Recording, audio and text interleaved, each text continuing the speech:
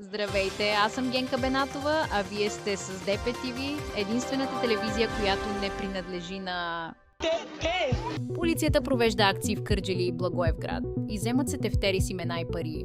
Оказва се, че най-голямата заплаха за националната сигурност е Бай Мюмюн.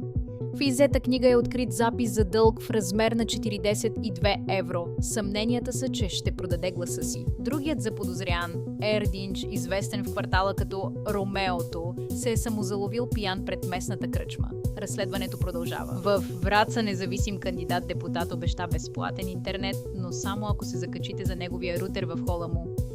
По думите му това било най-пряката форма на свързаност с народа. Сигналът е слаб, но намеренията, поне по негови думи, са силни. И докато светът мисли как да стигне до Марс, у нас се роди идея, която уверено ни връща право в миналото. Лидерът на Възраждане води преговори за огромен завод на Москвич около Камчия. По думите му, проектът щял да бъде от полза и за Русия. Той дори обясни, че добре познатото АЗЛК вече можело да стане АЗВК – автомобилен завод Варна-Камчия. Причината? В района все още нямало достатъчно руска инфраструктура. За сега проектът изглежда обещаващо, което, както знаем, у нас е лош знак. И у нас, след като всички бивши спортисти решиха да стават политици – Стефка Костадинова, Йордан Йовчев, Бербатов, бившите политици пък решиха да стават спортисти. Кирил Петков ще участва в националното първенство по федербал. Ние, разбира се, ще следим с интерес спортните му прояви. Доколкото знаем, баща му няма познати там.